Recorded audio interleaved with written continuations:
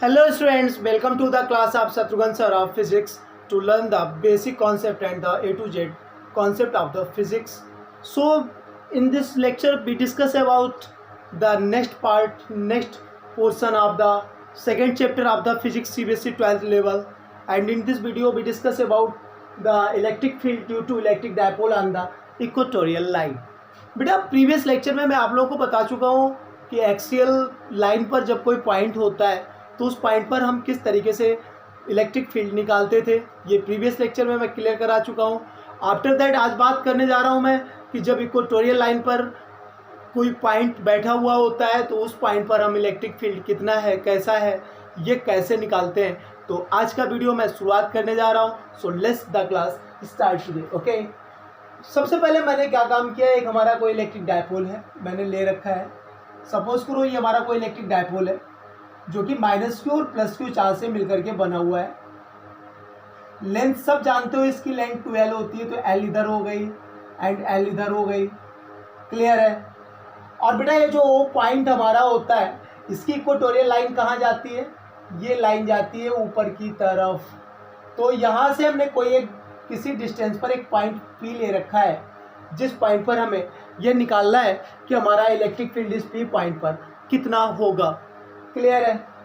तो बेटा P point पर निकालने के लिए मैंने क्या काम किया, क्या समझा, एक बार फिर से समझो कि हमारा कोई एक इलेक्ट्रिक डायपोल है जो -q +q चार्जेस से मिलकर बना हुआ है, जिसकी लेंथ 12 है, और इसकी इक्वेटोरियल लाइन यही तो हुई ना। और इसकी इक्वेटोरियल लाइन पर क्या है, एक पॉइंट P है, जिस पॉइंट पर हमें ये निकालना है कि इस पर इलेक्ट्रिक फील्ड कितना है और कैसा है। तो बेटा जरा हम बात करें, थोड़ा कॉन्सेप्चुअल पकड़ना, रट्टाफिकेशन नहीं चाहिए, बस यही मैं चाहता हूँ। मैं जो समझाऊँ प्यार से समझो, महसूस करो उस बात को। तो P पॉइंट पर अगर हम बात करें तो according to the principle of superposition हमारा क्या होता था कि जितने भी चार्जेस होते थे, हर चार्ज की वजह से हम इलेक्ट्रिक फील्ड अलग अलग निकालते थे इंडिविजुअल वे में, दूसरे को भूल जाते थे। जब एक के लिए निकालते थे दूसरे को भूल जाते थे, यही तो कॉन्सेप्ट होता था। चलिए लगाएंगे थोड़ा हम। तो बेटा हमने सबसे पहले ये +q की वजह से लिया, तो जब +q की वजह से लेंगे आप तो ये लाइन जाएगी, ठीक है ना भाई। +q चार्ज कहाँ पर रखा है, ये तो डिस्टेंस की जरूरत पड़ेगी, तो डिस्टेंस हमारी ये रहेगी, ठीक है। ये हमने A पॉइंट ले रखा है, ये B पॉइंट ले रखा है, ये P पॉइंट है, तो बेटा BP की जरूरत पड़ेगी। और जब -q की वजह से लेंगे तो कुल मिलाकर के ये AP की जरूरत पड़ेगी कि नहीं पड़ेगी, महसूस करो भाई। यहाँ से AP और यहाँ से क्या BP, भाई दोनों चार्जेस की वजह से हम अलग अलग अप्लाई करेंगे, ठीक है। तो दोनों की वजह से अलग अलग जब अप्लाई करेंगे तो AP और BP डिस्टेंस होंगी किसकी, पॉइंट की किसी भी चार्ज से, दोनों चार्जेस से इक्वल डिस्टेंस है। तो यहाँ से AP = BP हमारा हुआ, और ये डिस्टेंस होगी कितनी, ये मैं पहले आप लोगों को क्लियर कराए दे रहा हूँ। बेटा एक बात देखें अगर हम, तो ये हमने R डिस्टेंस पर पॉइंट लिया हुआ था, कितने डिस्टेंस पर, R डिस्टेंस पर। तो बेटा अगर हम AP की बात करें इस ट्राइंगल में, कौन सा ट्राइंगल, AOP, यहाँ से बात करें इन ट्राइंगल AOP में बात कर रहे हैं, तो AP हमारी ऐसे works as a hypotenuse, then now be applying Pythagoras, then AP² क्या हो जाएगी, AO² + OP², ठीक है। तो यहाँ से हम AP² तो हमें निकालनी है, AP हमने AP ही रखी, AP² AO हमारी L है, तो क्या बनी L² + OP R है, तो प्लस कितना R², तो AP निकल के आ गई √L² + R²। तो बेटा जितनी AP आई है उतनी हमारी BP है। बात को फिर से समझो, मैंने ट्रायंगल कौन सा लिया, AOP। अच्छा हम निकाले क्यों, AP पहले निकाला क्यों हमने, हाँ AP हमने इसलिए निकाला क्योंकि हमें जरूरत पड़ेगी ना अभी डिस्टेंस की। जब हम इलेक्ट्रिक फील्ड का फार्मूला अप्लाई करेंगे तो हमें डिस्टेंस की जरूरत पड़ेगी, इसलिए हमने पहले AP निकाल लिया, और जितनी AP उतनी BP। क्लियर है। तो ये हमारी AP क्या हो गई, √L² + R²। महसूस कर सकते हैं आप लोग इस चीज को कैसे, मैंने ट्रायंगल AOP में बात किया, ये हमारा 90 डिग्री था क्योंकि इक्वेटोरियल लाइन पर था। चलिए हमने AP का स्क्वायर लगाया, तो इसका स्क्वायर प्लस इसका स्क्वायर, क्या बात क्लियर हुई। अच्छा बेटा हम एक चीज और लेट कर रहे हैं कि ये एंगल हमारा थीटा है, कितना है, थीटा है, जो कि आपको फिगर में दिख रहा है। तो पूरा हमने जो भी फिगर है वो बना दिया। अब जरा हम बात करते हैं electric field electric field due to plus Q charge. किस चार्ज की वजह से बेटा? प्लस क्यू चार्ज की वजह से जब निकालेंगे तो ये रखा है बी पॉइंट पर, तो हम ईबी करा देंगे। क्या करा देंगे? ईबी करा दिया। और ईबी इक्वल टू हमारा फार्मूला अप्लाई होगा 1/4πε0 into Q upon are square. भाई आर क्या यूज होगी? बीपी। और बीपी है कितनी? जो एपी है वही बीपी है। कहने का मतलब root are square plus L square, यही तो है ना। तो अपान में क्या बना? Root are square plus L square. ये तो डिस्टेंस हुई, और डिस्टेंस का क्या होता है? स्क्वायर होता है। भाई फार्मूला क्या होता था इलेक्ट्रिक फील्ड का? 1/4πε0 into Q upon are square. तो आर की जगह पर हमारी बीपी, और बीपी कितनी है? Root are square plus L square. मैंने ये वैल्यू यहां पर डाल दी। क्लियर है बेटा? स्क्वायर और रूट गायब हो जाएंगे तो ये क्या बन के आया? 1/, चलिए मैं नीचे लिख के दे रहा हूं, ईबी इक्वल टू हमारी हो गई 1/4πε0 इंटू क्यू अपान, स्क्वायर और रूट गायब हो गए तो R square plus L square हमने फर्स्ट डाल दिया। अच्छा, ईबी तो हमारी ये हो गई। अब ईए की बात करें हम माइनस क्यू की वजह से, तो electric field due to plus Q charge तो ये था। अब हम electric field due to minus Q charge इसकी वजह से निकाल रहे हैं। तो माइनस क्यू चार्ज की वजह से ईए डिनोट कराएंगे बेटा, ईए। और ये क्या होगा? 1/4πε0 इंटू क्यू अपान, भाई ये जो डिस्टेंस है इसी का तो स्क्वायर होगा। तो बेटा रूट लगा हुआ है, इसका जब स्क्वायर होगा तो रूट गायब हो जाएगा। L square plus R square, ये हमारी कौन सी हो गई? सेकेंड इक्वेशन हो गई।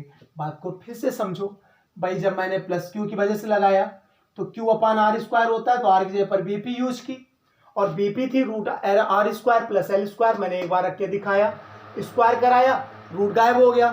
ठीक है। आफ्टर दैट हमने माइनस क्यू की वजह से निकाला तो ईए लिख दिया, क्योंकि ये ए पॉइंट पर माइनस क्यू चार्ज रखा हुआ था।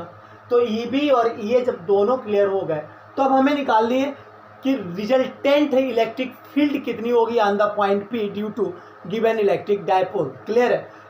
तो बेटा हम बात करते हैं जरा ये और ई भी होंगी कैसे, क्योंकि प्रिंसिपल ऑफ सुपरपोजिशन क्या बोलता है कि वेक्टर सम के इक्वल होता है।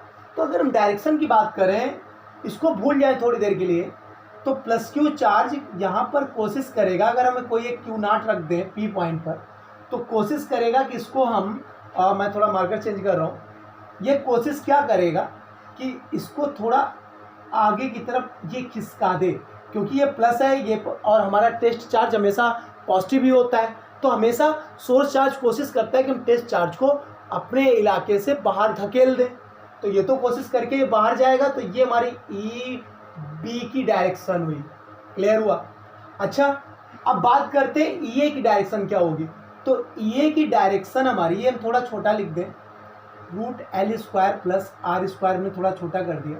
तो यहाँ से अगर हम देखें यही दोनों चार्जेस हो, तो ये हमारा क्यू नॉट रखा हुआ हो और ये माइनस क्यू चार्ज हो। ठीक है, तो ये कोशिश करेगा क्यू नॉट को अपनी तरफ खींच ले। तो यहाँ से डायरेक्शन ई ए की क्या हुई? ये डायरेक्शन हो गई ई ए की अंदर की तरफ। ठीक है, तो बेटा एक बात बताओ, एक कोई ऑब्जेक्ट हो, उसको कोई ऐसे खींचे ऐसे खींचे, और दोनों दिख रहे हैं कि हमारे सेम सेम है, तो ना इधर जाएगा ना इधर जाएगा, इनके जस्ट बीच में जाएगा। कॉन्सेप्ट पकड़ो, कहाँ जाएगा बेटा? जस्ट बीच में।